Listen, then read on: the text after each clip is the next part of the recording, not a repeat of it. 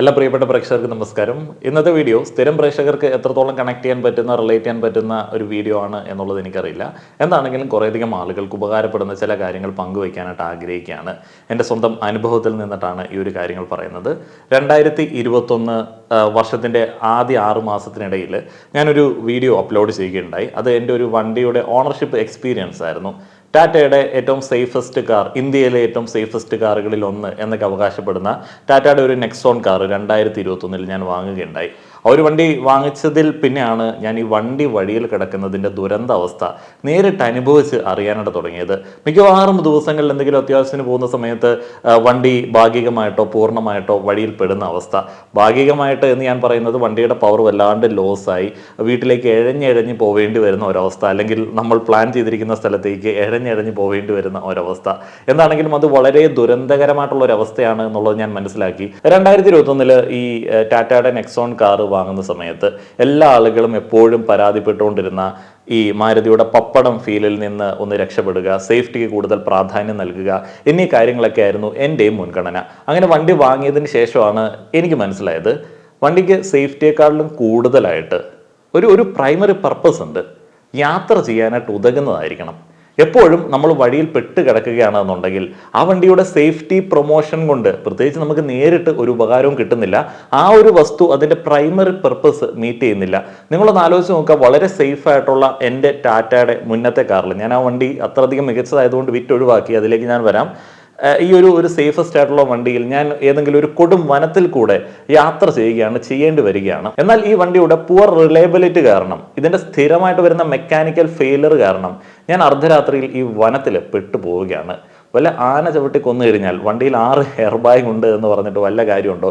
എന്ത് സംഭവിച്ചു, വണ്ടിക്ക് എന്താണ് പ്രശ്നം എന്നറിയാൻ വേണ്ടി പുറത്തിറങ്ങുന്ന സമയത്തായിരിക്കും ഒരു കടുവ പിടിച്ചുകൊണ്ട് പോകുന്നത്. ഈ അർദ്ധരാത്രിയിൽ എവിടെയെങ്കിലുമൊക്കെ പെട്ട് കിടക്കുക എന്ന് പറയുന്ന ആ ഒരു കാര്യം ഉണ്ടാക്കി തരുന്ന വണ്ടിയും ഒരു അൺസേഫ് വണ്ടി തന്നെയാണ്. ലോറി വന്ന് ഇടിച്ചു കയറുന്ന സമയത്ത് ജീവൻ തിരിച്ചു കിട്ടുക എന്നുള്ളത് മാത്രമല്ല, ആ ഒരു ഘടകം മാത്രമല്ല നമ്മളൊരു വണ്ടി വാങ്ങുന്ന സമയത്ത് കൺസിഡർ ചെയ്യേണ്ടത്.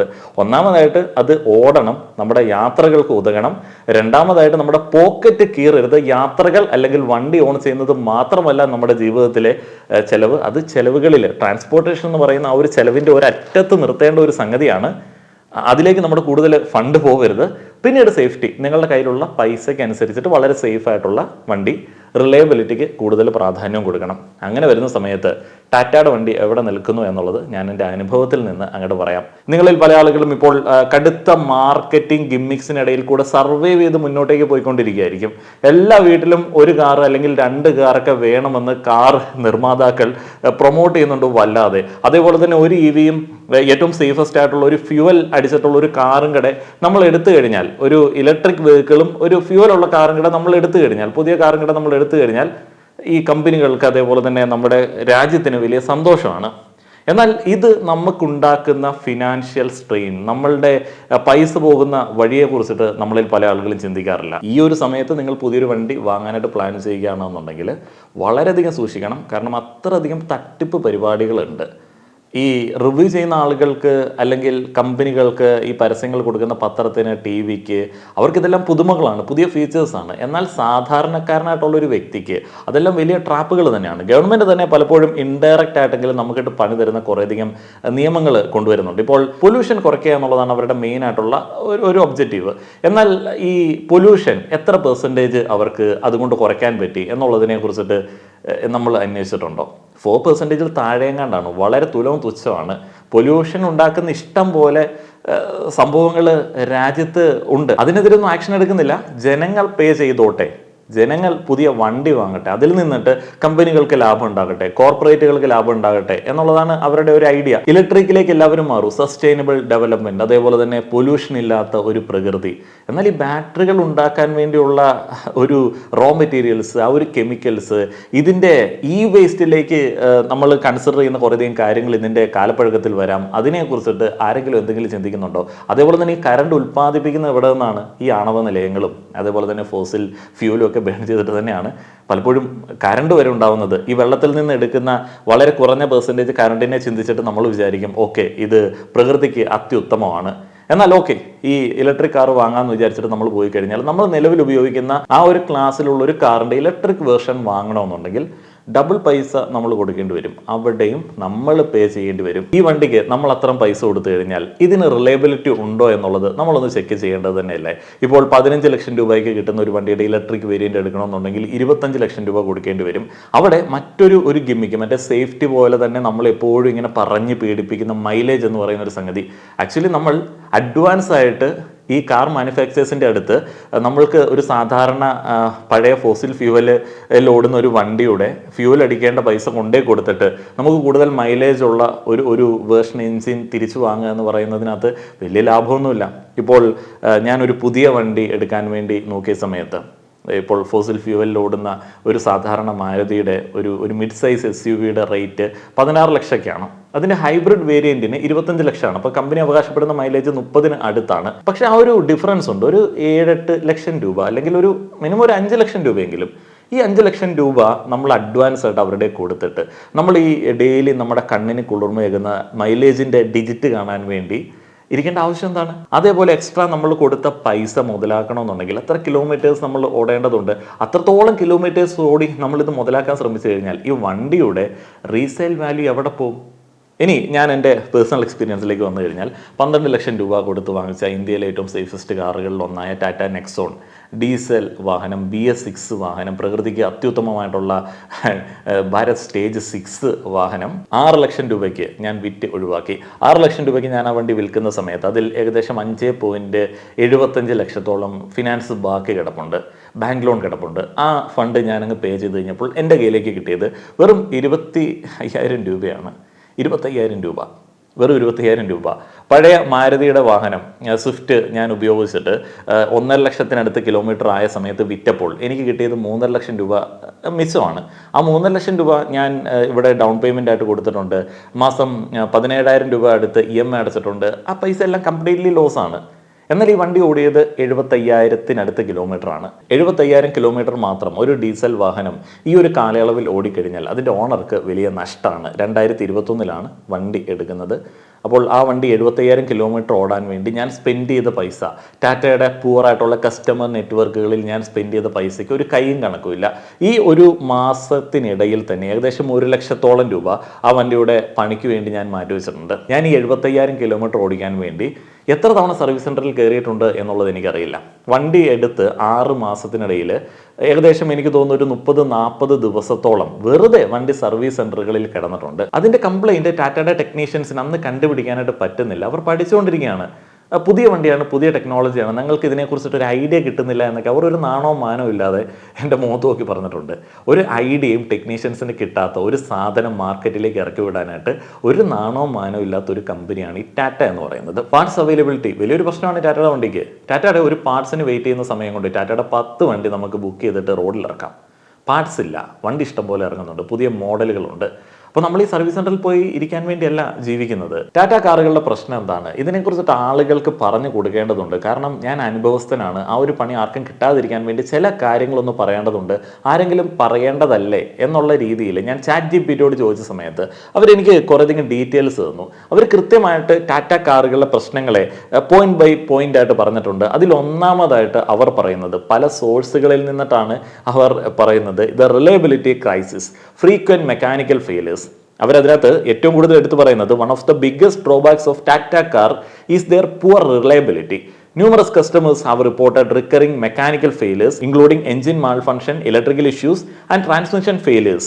Half-baked implementation of modern technology that failed to deliver long-term durability. Owners of vehicles such as Harrier, Safari, and Nexon frequently complained about the glitches in the infotainment system, powertrain failures, and inconsistent build quality. For instance, issues like sudden power loss, DUF diesel exhaust fluid, errors in BS6 diesel engines, and malfunctioning sensors. ഈ പറയുന്ന list ഉണ്ടല്ലോ, ഈ പറയുന്ന ലിസ്റ്റിലെ എല്ലാ കംപ്ലയിൻസും ഞാൻ എൻ്റെ ഈ ഒരു 75,000 കിലോമീറ്റർ ഓണർഷിപ്പിൽ അനുഭവിച്ചിട്ടുണ്ട്. ഈ പറയുന്ന എല്ലാ പ്രശ്നങ്ങൾക്കും ടാറ്റയിൽ ഒരു പെർമനൻറ്റ് സൊല്യൂഷനൊന്നുമില്ല. നമ്മുടെ കാശ് പോകും, സാധനങ്ങൾ ഇങ്ങനെ അടിച്ച് പോയിക്കൊണ്ടിരിക്കും, ഓരോ സാധനങ്ങളായിട്ട് ഇങ്ങനെ പോയിക്കൊണ്ടിരിക്കും. അതിൻ്റെ വാർണിംഗ് ലൈറ്റ്സ്, ഒരു വണ്ടിയുടെ വാർണിംഗ് ലൈറ്റ് എന്ന് പറയുന്നത് ഏതെങ്കിലും പ്രശ്നങ്ങൾ വരുന്ന സമയത്ത് കാണിക്കേണ്ടതാണ്. എന്നാൽ ടാറ്റയുടെ ഒരു വാർണിംഗ് ലൈറ്റിനെ നമുക്ക് വിശ്വസിക്കാനായിട്ട് പറ്റില്ല. ടാറ്റയുടെ വാർണിംഗ് ലൈറ്റ് ഇടയ്ക്കൊക്കെ ചുമ്മാ കത്തിക്കൊണ്ടിരിക്കും.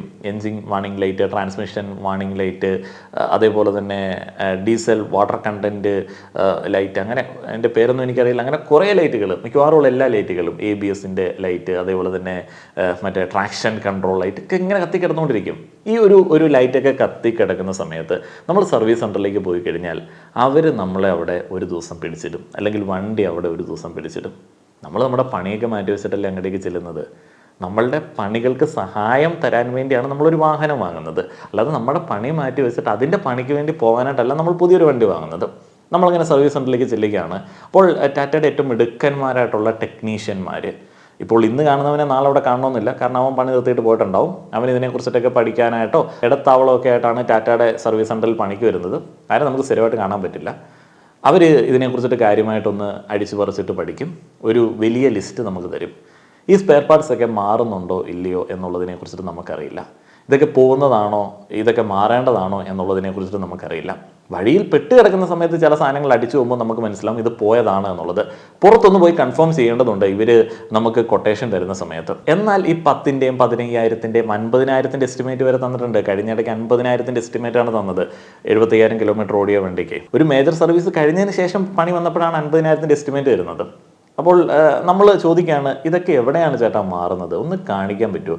അയ്യോ, ഈ മെക്കാനിക്കൽ സെക്ഷനിലേക്ക്, സർവീസ് സെൻറ്ററിനകത്തേക്ക് പ്രവേശനമില്ല. അവർ ഇൻട്രോവേർട്ടുകളാണ്, അവർക്ക് നാണമാണ്, അവർക്ക് നാണം കുണികളാണ്. നമ്മൾ ഏത് പാർട്ടാണ് മാറുന്നത്, ഒന്ന് കാണിക്കൂ എന്ന് ചോദിച്ചു കഴിഞ്ഞാൽ കാണിക്കാനായിട്ട് ഒളിച്ചിരുന്ന ഇവന്മാർ പണിയെടുക്കത്തുള്ളൂ. പണ്ട് MK മോട്ടോഴ്സ് പൂട്ടിപ്പോയിട്ടുള്ള ടാറ്റയുടെ സർവീസ് സെൻ്റർ ആയിരുന്നു. അവിടെ നമുക്ക് അകത്ത് കയറി പണിയൊക്കെ വീക്ഷിക്കായിരുന്നു. കയറിയിട്ട് കാര്യമൊന്നുമില്ല, ഇവന്മാർക്കൊന്നും അറിയത്തില്ല, നമുക്കൊന്നും അറിയത്തില്ല. ഏതായാലും ഊട്ടിപ്പോയി.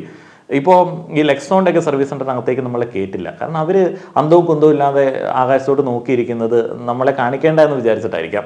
എന്നാണെങ്കിലും വലിയൊരു കൊടൂരമായിട്ടുള്ള ബില്ല് തരും. ഈ കഴിഞ്ഞ 6 മാസത്തിനിടയിൽ ഏകദേശം 1 ലക്ഷത്തോളം രൂപ പുറത്തും സർവീസ് സെൻ്ററിനകത്തും ഒക്കെ ആയിട്ട് സ്പെൻഡായ സമയത്താണ് ഞാൻ ഈ വണ്ടി ഒഴിവാക്കിയേക്കാം എന്ന് വിചാരിച്ചത്. അതിന് മുന്നേ തന്നെ എനിക്ക് തോന്നിയിരുന്നു ഈ വണ്ടി ലോങ് ടൈമിൽ ഉപയോഗിക്കാനായിട്ട് പറ്റത്തില്ല.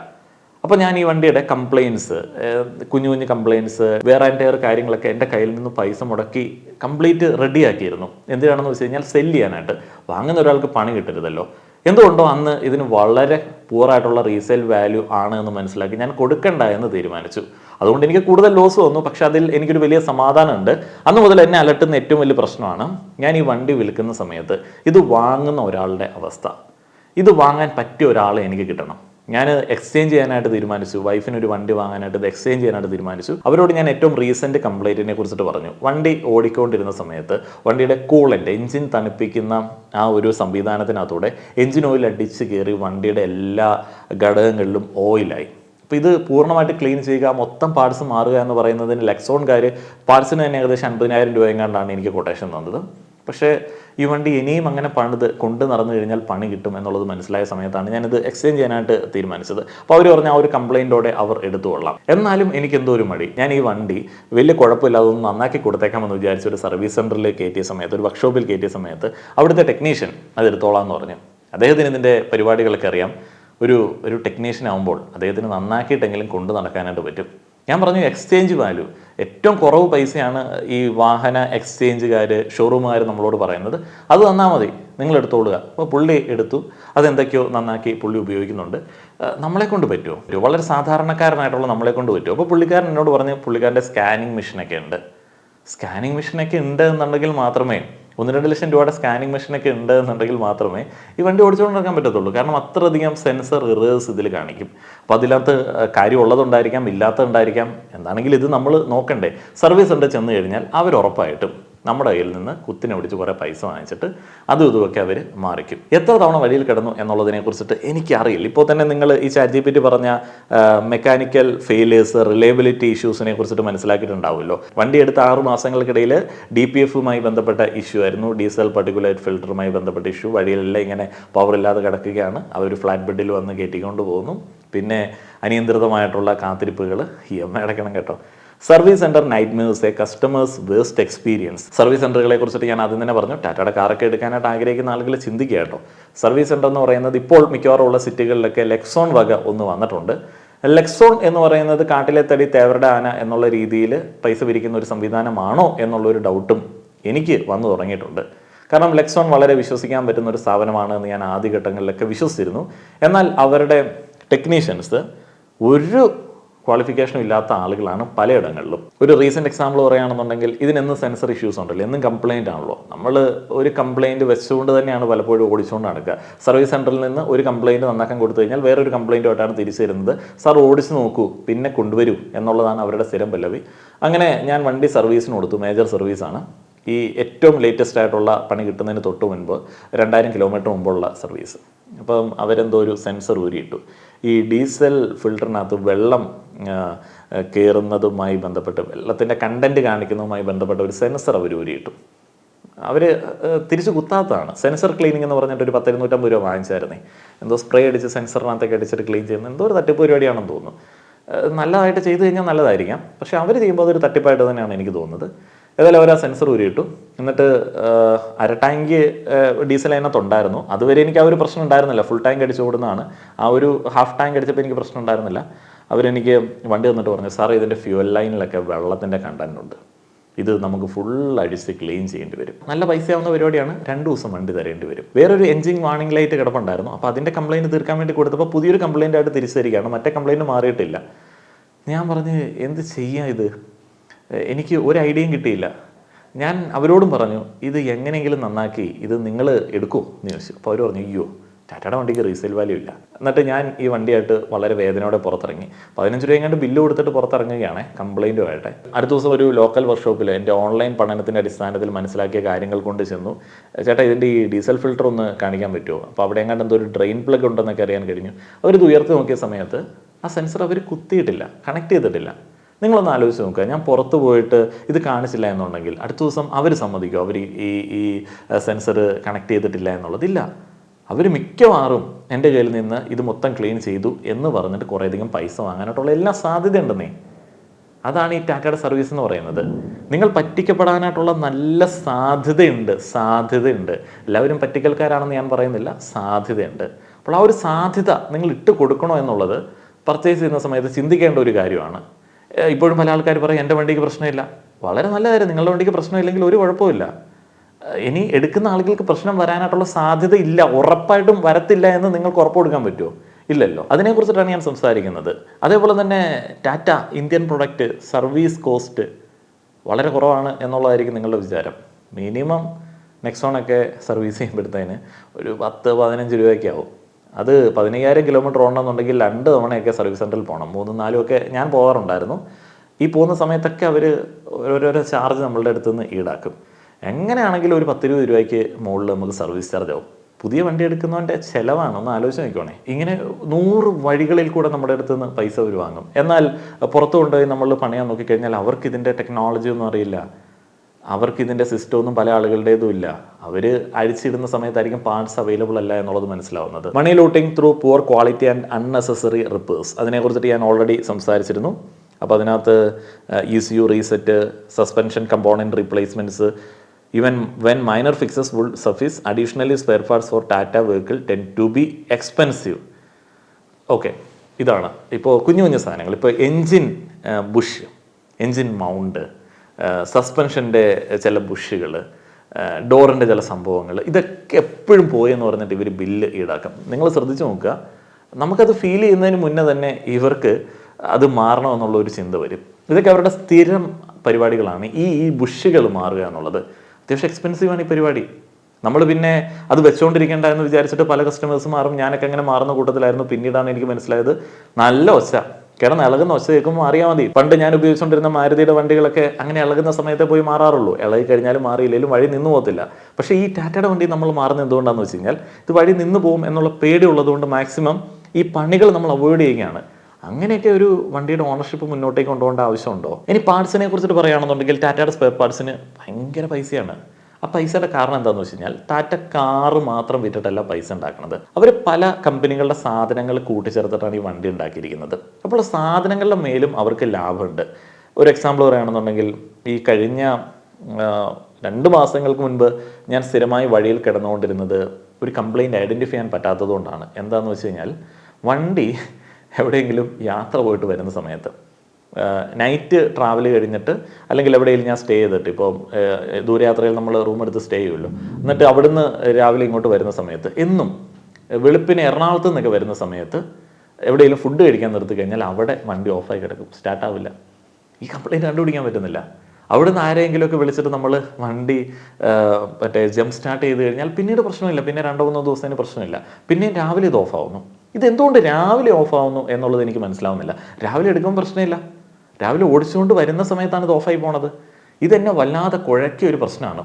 ബാറ്ററി കടയിൽ പോയി ചോദിച്ചു, അവർക്കറിയില്ല. ടാറ്റയുടെ സർവീസ് സെൻ്ററിൽ പോയി ചോദിച്ചു, അവർ പറഞ്ഞു ഒരാഴ്ച വണ്ടി തരികയാണെന്നുണ്ടെങ്കിൽ ഞങ്ങളൊന്ന് ഓടിച്ച് മനസ്സിലാക്കാം. എനിക്കറിയാം അവർ ഓടിച്ച് മനസ്സിലാക്കാനൊന്നും പോകുന്നില്ല. കാരണം ഈ കംപ്ലയിൻറ്റ് ഇങ്ങനെ ഓടുമ്പോൾ വരുന്നൊരു കംപ്ലയിൻ്റ് ആണല്ലോ. അവസാനം ബോഷിൻ്റെ ഒരു സർവീസ് സെൻ്ററിൽ കാണിച്ച സമയത്ത് ഒന്ന് ആലോചിച്ച് നോക്കുക, ഒരു മനുഷ്യൻ്റെ ഒരു വണ്ടിയായിട്ട് ഇങ്ങനെ തിരിഞ്ഞ് നടക്കുകയാണ്. ബോഷിൻ്റെ സർവീസ് സെൻ്ററിൽ കാണിച്ച സമയത്ത് ആ ചേട്ടൻ പറഞ്ഞ് ഇതിന് 2-3 സാധ്യതകളുണ്ട്, നമുക്ക് ഓരോന്നായി അങ്ങ് പരിശോധിക്കാം. ഒരു 10 ദിവസം 15 ദിവസം അവരെടുക്കുന്നുണ്ട്. അപ്പോൾ അവർക്ക് ചില പോളിസീസ് ഒക്കെ ഉണ്ട്. അവർ ഒറിജിനൽ സ്പെയർ പാർട്ടൊക്കെ വരുന്നത് വരെയൊക്കെ കാത്തിരിക്കും, അവർ സ്വന്തമായിട്ടൊന്നും സോഴ്സ് ചെയ്യില്ല. അപ്പോൾ അവർ പറഞ്ഞു ആൾട്ടർനേറ്ററിൻ്റെ കംപ്ലയിൻ്റ് ആവാൻ സാധ്യതയുണ്ട്, പക്ഷേ അത് മാറിക്കഴിഞ്ഞാൽ അതിൻ്റെ അല്ല എന്നുണ്ടെങ്കിൽ അത്രയും പൈസ വേസ്റ്റാണ്. ടാറ്റയ്ക്ക് ആ ഒരു പാർട്ട് വരാൻ കുറേ ദിവസം എടുക്കും. ടാറ്റയുടെ ആ ഒരു പാർട്ട് അപ്പോൾ അവൈലബിൾ അല്ല.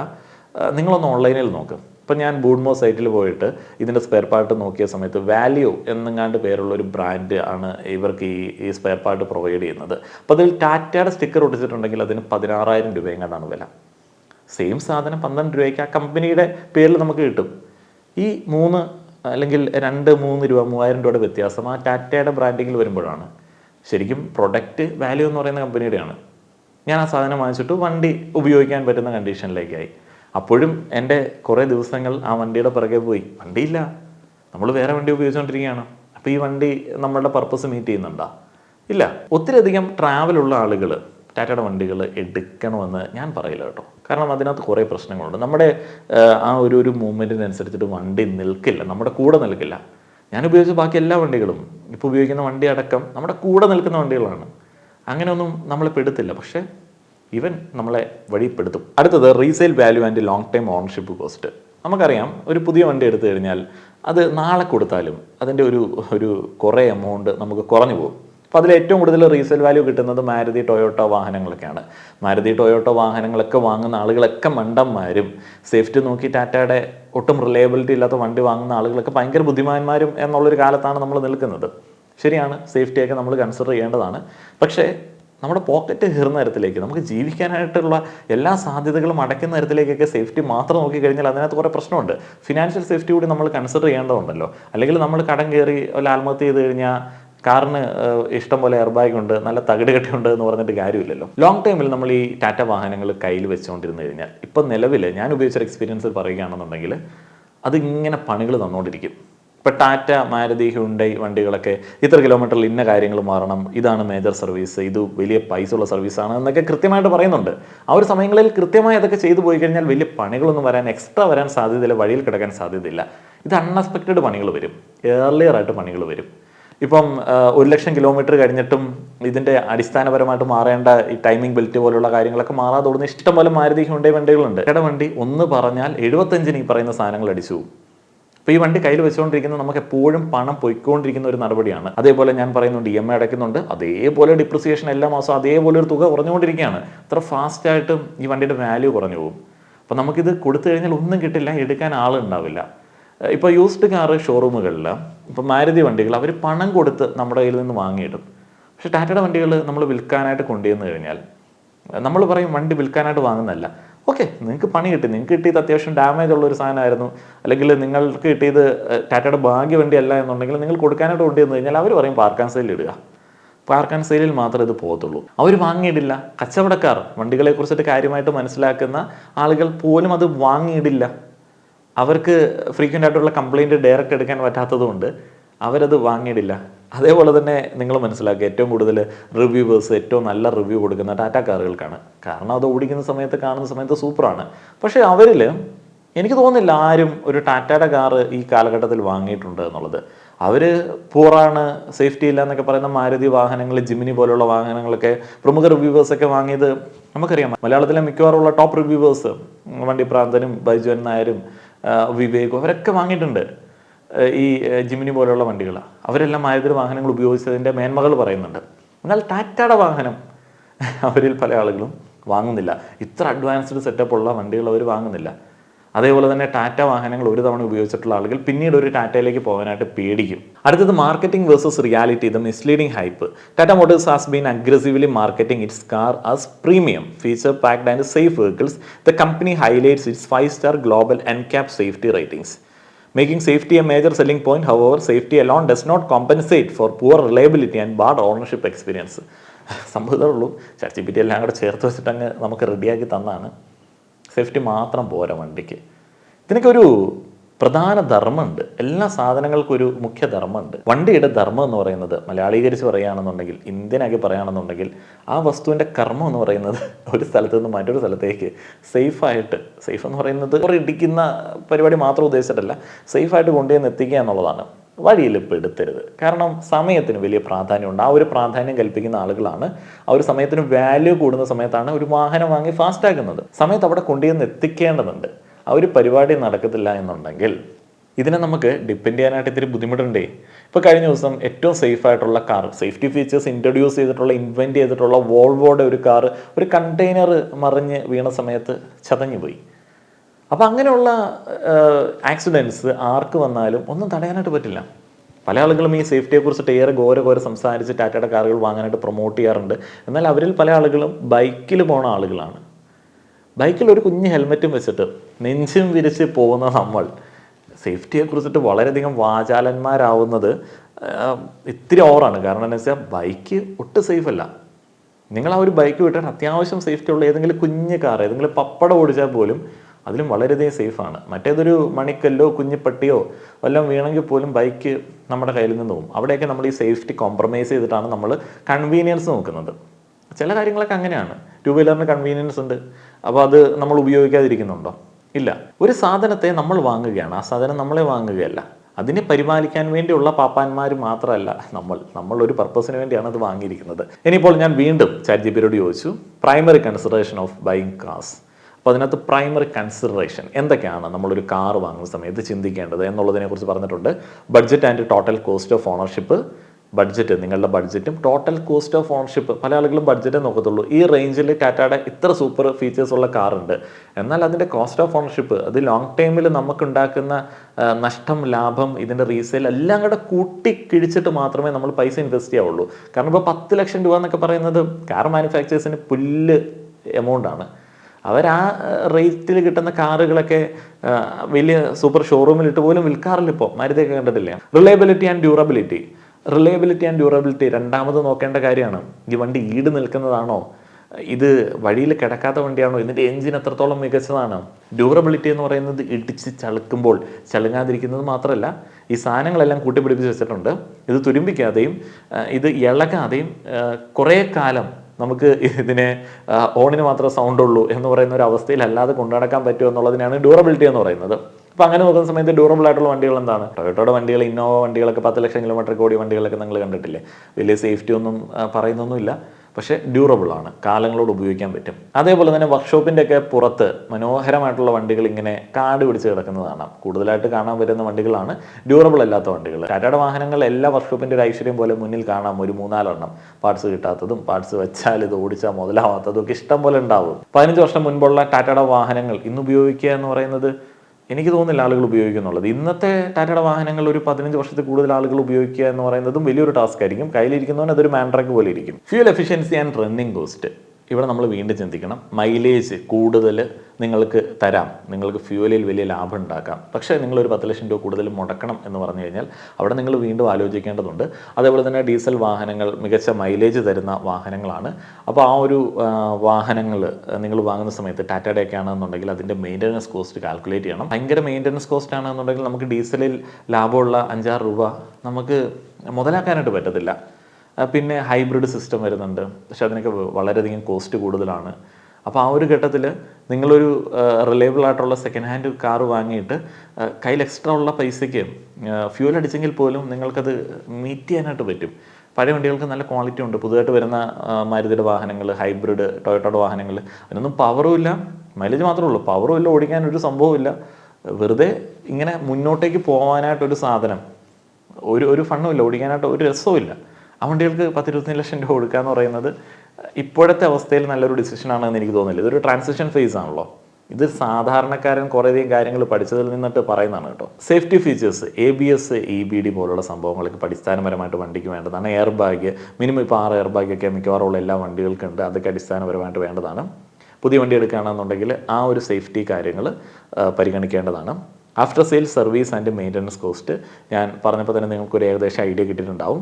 റീസെയിൽ വാല്യൂ കൺസിഡർ ചെയ്യണം. കാരണം നിങ്ങളുടെ ഒരു വീട് പണിയാനുള്ള കാശിനേക്കാളും കൂടുതലാണ് ഒരു വണ്ടിക്ക്. 25 ലക്ഷം രൂപ മുടക്കി ഒരു വണ്ടി വാങ്ങിച്ചിട്ട് 4-5 വർഷം കഴിയുമ്പോഴത്തേന് വെറും 5 ലക്ഷം രൂപയ്ക്ക് അത് വിൽക്കേണ്ടി വരിക. നിങ്ങൾ എത്ര രൂപ ഇൻട്രസ്റ്റിലേക്കും EMIയിലേക്ക് അടച്ചിട്ടുണ്ടാവും. ഇപ്പോൾ ഒരു മാസം നിങ്ങളുടെ കോസ്റ്റ് എത്രത്തോളം വരുന്നുണ്ട്. 5 ലക്ഷം രൂപ അല്ലെങ്കിൽ 6 ലക്ഷം രൂപ അല്ലെങ്കിൽ ആരും വാങ്ങാനില്ലാത്തൊരവസ്ഥ എന്ന് പറയുന്നത് ഒരു ദുരന്തം തന്നെയാണ്. കംഫർട്ട് ആൻഡ് ഫീച്ചേഴ്സ്, കംഫർട്ട് വളരെയധികം കാര്യമായിട്ട് നോക്കണം. ഫീച്ചേഴ്സ് എന്ന് പറയുന്നത് നമ്മുടെ ഇന്ത്യൻ ബ്രാൻഡ് വണ്ടികളിൽ എത്രത്തോളം കുറയുന്നുണ്ടോ അത്രത്തോളം സമാധാനം നമുക്ക് കിട്ടും. കാരണം അവർക്ക് അതൊന്നും വലിയ കാര്യമായിട്ട് സ്വന്തമായിട്ട് ഇൻവെൻറ്റ് ചെയ്ത് ഒന്നും മാനേജ് ചെയ്ത് എടുക്കാനായിട്ടുള്ള സമയമൊന്നും ആയിട്ടില്ല. അപ്പോൾ ആ ഫീച്ചേഴ്സ് കൂടുന്തോറും നമ്മൾക്ക് എപ്പോഴും അവരെ ഡിപ്പെൻഡ് ചെയ്യേണ്ടി വരും. പഴയ വാഹനങ്ങളോട് വല്ലാതെ ഇഷ്ടം തോന്നുകയാണ്. ഈ കോവിഡിന് മുമ്പൊക്കെ ഉണ്ടായിരുന്ന വാഹനങ്ങളോട് വല്ലാതെ ഇഷ്ടം തോന്നുകയാണ്. കാരണം അതിലൊന്നും ഈ പറയുന്ന ഗ്ലിച്ചസ് എന്ന് പറയുന്ന സംഗതി ഇല്ലല്ലോ. എല്ലാം മാനുവലി ഓപ്പറേറ്റ് ചെയ്യാൻ നമുക്ക് എന്ത് തലവേദന കുറവുണ്ട്. ഒരു സ്വിച്ച് മാറി അങ്ങ് വെച്ചാൽ മതി. ഇതങ്ങനെയല്ല, ഫുൾ ഡിസ്പ്ലേ ആണ്. ഈ ടാറ്റയുടെ വണ്ടി എടുത്തത് പിന്നെ എനിക്ക് ഒത്തിരിയധികം ഫീച്ചേഴ്സ്, ഇങ്ങനെ LED ഡിസ്പ്ലേ ഒക്കെ കാണുന്ന വണ്ടികൾ കാണുമ്പോൾ പേടിയാണ്. അയ്യോ അത് വർക്കായാലും എന്ത് ചെയ്യും, അയ്യോ ഇത് ഞെക്കുമ്പോൾ ഇത് ഓണായാലും എന്ത് ചെയ്യും, ടച്ച് ചെയ്യുമ്പോൾ ഇത് വർക്കായാലും എന്ത് ചെയ്യും, ഇതൊക്കെ എവിടെ കൊണ്ട് നന്നാക്കും, ഇത് അവരുടെ അടുത്ത് പോയി കാല് പിടിച്ച് നിൽക്കണമല്ലോ. മറ്റേതാണെങ്കിൽ നാട്ടിലെ കുട്ടൻചേട്ടൻ്റെ വർക്ക്ഷോപ്പിൽ കൊണ്ടുപോയി കഴിഞ്ഞാൽ അവർ ചെയ്തു തരും. ഈ ഡിസ്പ്ലേ ഒന്നും ഇല്ലാത്ത ഈ കോവിഡിന് മുമ്പുള്ള വണ്ടികൾ BS4 വണ്ടികളൊക്കെ ആണെന്നുണ്ടെങ്കിൽ എവിടെ വേണമെങ്കിലും നന്നാക്കാം. പക്ഷേ ഈ സാധനം ഈ LED ഡിസ്പ്ലേ മൊത്തത്തിൽ വെച്ചിരിക്കുന്ന LED ലൈറ്റുകൾ കൊണ്ട് നിറച്ചിരിക്കുന്ന വണ്ടി എങ്ങനെ നമ്മൾ നന്നാക്കി എടുക്കും? നിങ്ങളുടെ മാരുതി വാഹനം വഴിയിൽപ്പെടുകയാണ്, ടൊയോട്ടോ വാഹനം വഴിയിൽപ്പെടുകയാണ്, ഹ്യുണ്ടായി വഴിയിൽപ്പെടുകയാണെന്നുണ്ടെങ്കിൽ ആര് വിളിച്ചാലും ഓടി വരും. അവർക്കറിയാം ഇത് ഇത്ര പണിയേ ഉള്ളൂ, സ്പെയർ പാർട്സ് ഒക്കെ അവൈലബിൾ ആണ്. നമുക്ക് അറിയാത്ത കേസുകളുണ്ടോ? കാരണം ഇഷ്ടംപോലെ വണ്ടികൾ ഇറങ്ങുന്നു. ആ ഒരു എഞ്ചിനൊക്കെ കാലം തെളിയിച്ച സൂപ്പർ എഞ്ചിനുകളാണ്. അവർക്ക് ഈസി ആയിട്ട് ചെയ്യാം. ടാറ്റ, ജർമ്മൻ വണ്ടികളിൽ പലതൊക്കെ വഴിയിൽപ്പെട്ട് കഴിഞ്ഞാൽ വർക്ക്ഷോപ്പുകാരെ വിളിച്ച് കഴിഞ്ഞാൽ അവർ വരുമല്ല. Performance and driving experience consider ചെയ്യാവുന്ന ഒരു കാര്യമാണ്. ഇപ്പോഴത്തെ വണ്ടികളിൽ പലതിനും പെർഫോമൻസ് വളരെ കുറവാണ്. ഇപ്പോൾ ഹൈബ്രിഡ് ഒക്കെ വരുന്ന വണ്ടികൾ. Brand reputation and customer feedback എന്ന് പറയുന്ന നെക്സ്റ്റ് ഒരു പോയിന്റ് ഉണ്ട്. അതിലേക്കാണ് ഞാൻ എൻ്റെ ഒരു ഫീഡ്ബാക്ക് പറഞ്ഞത്. ഏതായാലും എൻ്റെ വണ്ടി വാങ്ങാനായിട്ട് വണ്ടികളെ കുറിച്ചിട്ട് നന്നായിട്ട് അറിയാവുന്ന മെക്കാനിക്കൽ സ്കില്ലുള്ള ഒരാൾ വന്നതുകൊണ്ട് ഞാൻ രക്ഷപ്പെട്ടു. അല്ലെങ്കിൽ നിങ്ങളുടെ വണ്ടി റീസെയിൽ ചെയ്യുന്ന സമയത്ത് അതിൻ്റെ പാപഭാരവും കൂടെ ഏൽക്കേണ്ടി വരും. അതും പേറി നിങ്ങൾ വേദനിച്ച് അടക്കേണ്ടി വരും. അവൻ്റെ ബുദ്ധിമുട്ടുകൾ നിങ്ങൾ കാണേണ്ടി വരും. അതുകൊണ്ട് വളരെയധികം ആലോചിച്ചിട്ട് ഇങ്ങനെയുള്ള കാര്യങ്ങളിൽ ഒരു ഡിസിഷൻ എടുക്കുക. എൻ്റെ അനുഭവമാണ് ഞാൻ പങ്കുവച്ചത്, എൻ്റെ മാത്രം അനുഭവമാണ്. അതുകൊണ്ട് ഈ വണ്ടി മോശമാണെന്നോ ഇത് മോശമല്ലെന്നോ ഇതെല്ലാവരും എടുക്കണമെന്നോ എടുക്കരുതെന്നോ ഒന്നും ഞാൻ പറയാനായിട്ട് ആഗ്രഹിക്കുന്നില്ല. ഇഷ്ടംപോലെ ടാറ്റ ഫാൻസ് ഉണ്ട്. അവരൊക്കെ ഇല്ലാത്ത പൈസ മുടക്കി ഓരോ ടാറ്റയുടെ വാഹനങ്ങൾ എടുക്കണമെന്നുള്ളതാണ് ഞാൻ പറയുന്നത്. നിങ്ങൾ ആ ഒരു സേഫ്റ്റി ഒന്ന് അനുഭവിക്കണം.